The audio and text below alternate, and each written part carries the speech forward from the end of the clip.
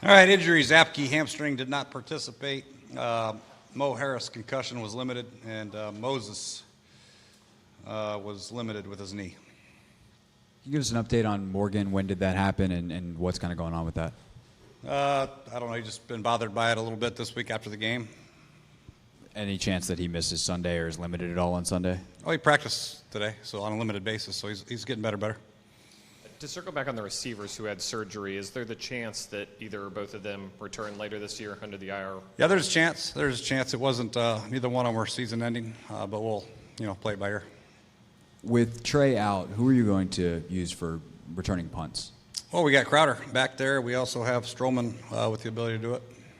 And you had said all offseason that Crowder was going to be the guy there. What made you eventually decide on Trey and then the possibility where it could still be Stroman? Well, Trey did a good job in the preseason games, and Crowder was a little bit limited there towards the end of training camp and gave Trey a lot of reps at it. So we decided to take a little bit off Jameson's plate.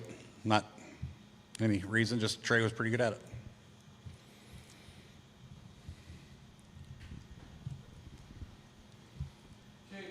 When you're going through Indianapolis tape, and when you watch Luck, is it different? Is it the same as it was in those first couple of years? I mean, what is it that you see that you fear? What is different?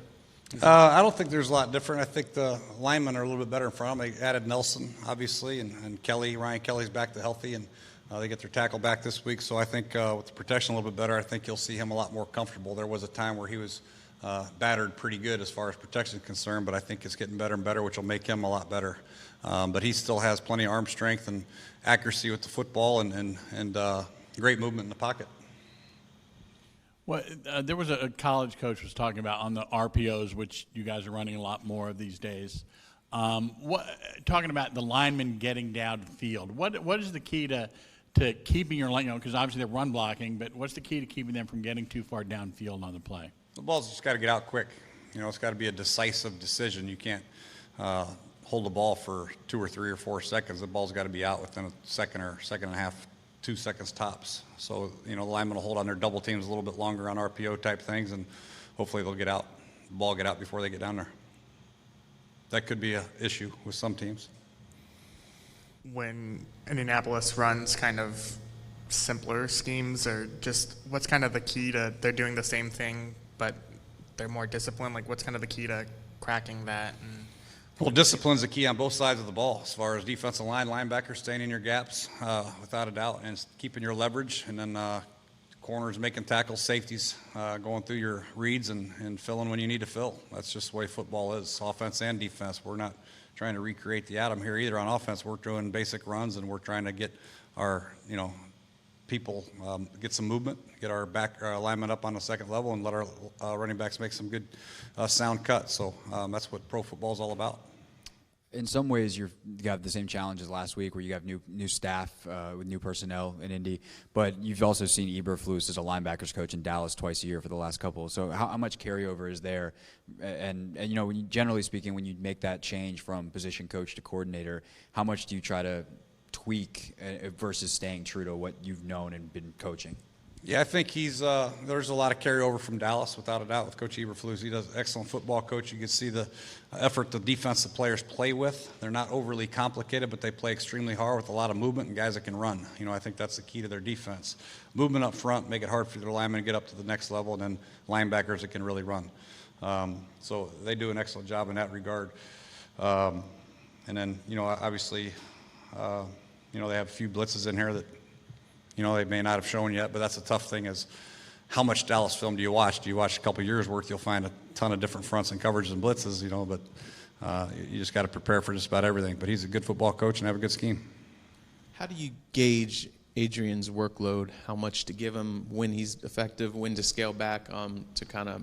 Yeah, it's something we have to be in communication with him about. He's got to be honest with himself, with me and himself, and let me know if it's too much or if he's getting a little bit worn down. But we're in week 1, so he's in good shape right now. But as the season progresses, if he feels like he's getting a little worn down, which I doubt he'll tell me anyway, we'll get Rob in there and get the other guys in there. But we probably will start to get Rob in there a little bit more anyway, just because it is a long season.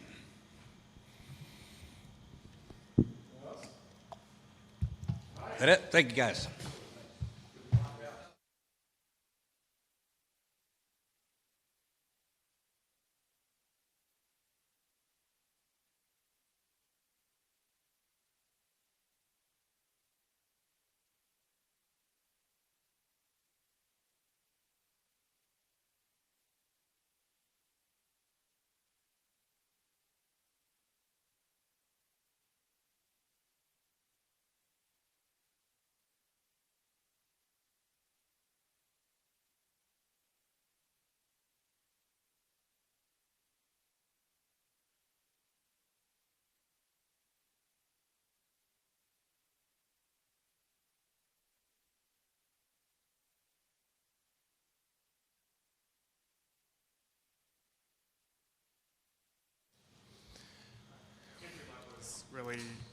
accurate in his first game back. Just what were you seeing there that allowed him to be so accurate, and how do you kind of put a stop to that? Well, I was there with him for 4 years, so I understand Andrew. He's a top professional in this league.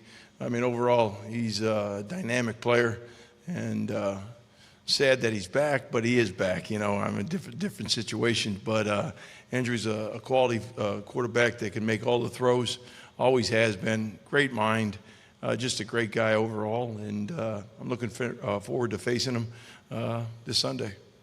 Your help when game planning for him or anything like that? Oh, maybe it doesn't, but I'm just saying overall, you know, I love the guy. He's an incredible person. You know, with me being there for four years, he was fantastic. Made a lot of good plays across the board, and I respect him as a person and as a player. Quentin Dunbar went from being the fourth corner last year, wide receiver a couple of years ago, but since you've been here, and now of course he's starting.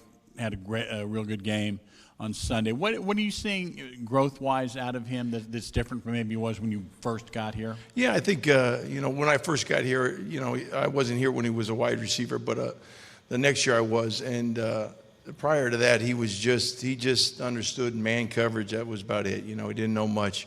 Now he knows route recognitions. He knows, you know, what the quarterback's looking for. You know, he knows exactly, you know, what the quarterback sees. And, you know, from a coverage standpoint, he's got the size, the ability to make plays, and that's what he did the other night, which you know, he played a heck of a game, and I'm excited for him. We knew he had that in him. You know, he just has to grow as a player. And I think overall, all the young players that we have, we got to grow just like Dunny did.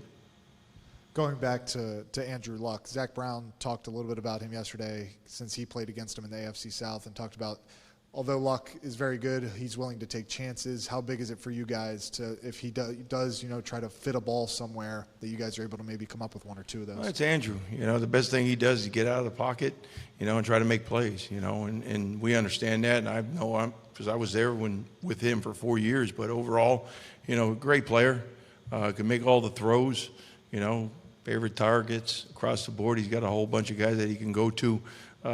He's a experienced quarterback that you know, we had to defend on Sunday, and you know, that's what it is. Yeah, building off that, I mean, is he an interesting guy to watch film of? Is he different than other quarterbacks in that way? Is he, you know, I as someone who, you know, has to kind of break him down here. Well, I know he had a little cot or something to sleep in, and he would watch, you know, plays. You know, he'd be there probably past the time that we were there as coaches defensively. So, you know, I know Andrew spent a lot of time on film, you know, and I was there. He knows exactly what's coming, you know, from his standpoint. So, you know, that's what I expect. Oh, I'm sorry, I meant more for you as someone who has to break down his film. I mean, is he different than other quarterbacks when you're watching that? Yeah, he's a big body guy. You know what I'm saying? He can avoid the pocket, you know, and he could, when you get, you know, in his face and stuff, he could scramble. And once he scrambles, he can get out of the pocket, and he keeps his eyes up, and he throws it to the guy that's open, you know, which he did for a number of years when I was in Indy. So, great quarterback. Your squad put in such a good performance last week. They're facing a different kind of guy in Andrew Luck. Is there any one area that you would want to see them improve on an already good performance against a quarterback like him? Yeah, I'd like to get a win, you know, more than anything. You know, but from our standpoint, you know, I just want to play physical, play hard, you know, across the board. And we kind of did that on Sunday, you know. But overall, I think our performance was okay. You know, I don't think it was where we wanted to be right now. But we got a lot of young players, and I think eventually we're going to get to that spot where we get to where we want to be. What do you like about Josh Harvey-Clemens and nickel? Yeah, Josh Harvey. He's doing a good job, you know, covering guys and doing the things that we have to do. You know, when you have some tight ends in this league that you have some matchup problems with Gatesy and you know, in the past, and you know, some great Gronk and stuff. You know, when this guy's long, he's played safety before in his college career, and then you know, from a linebacker perspective, with him matching up on guys, you don't feel as bad. All right, guys. Thanks. Appreciate it.